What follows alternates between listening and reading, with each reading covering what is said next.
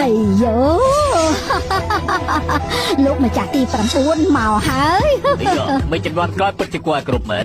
ថ្ងៃនេះខ្ញុំជំនួសឲ្យលីវហ្វុងប្រធានលីវយកអំណោយមកជូន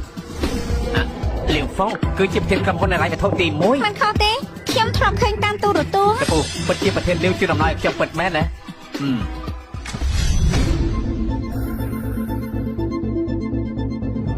ហើយយ៉ាកុងស៊ីអ៊ីមគុជថ្ងៃនេះជាកុងស៊ីអ៊ីមគុជក្នុងពិធីដេកថ្លៃកម្មឆ្នាំទៅតម្លៃវា3000ម៉ឺន3000ម៉ឺនអស់ចានណាគ្រូសាណានមានសំណាក់អីទេអើយ3000ម៉ឺនណានសៀងកុំធ្វើឲ្យខកចិត្តប្រធានលីវអសោះណាអ្នកគ្រូអំណោយដែលខ្ញុំជូនទៅអ្នកគ្រូពេញចិត្តទេការទឹកសៀវកៅឲ្យសោះអញ្ចឹងអរគុណប្រធានលីវហើយឲ្យមកខ្ញុំមកកុំប្រងថ្ងៃនេះឯងជាតួឯងឡើងនិយាយប្រមាណម៉ាត់ទៅអ្នកតោះគ្នាគឺថាខ្ញុំនិយាយងាយប្រមាណម៉ាត់អ្នកតោះគ្នាណានសៀងខ្ញុំមានថ្ងៃនេះគឺមានមនុស្សម្នាក់បានជួយខ្ញុំណានសៀងម្នាក់នេះទុកឋាននៅនឹងគុណដែរ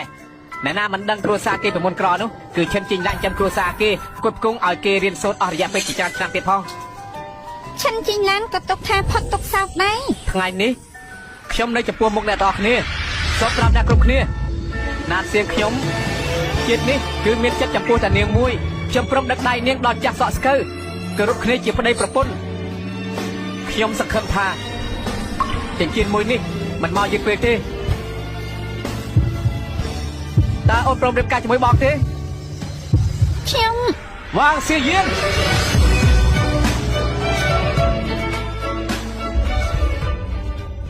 តើអូនព្រមរៀបការជាមួយនឹងបងទេវ៉ាងសៀយៀន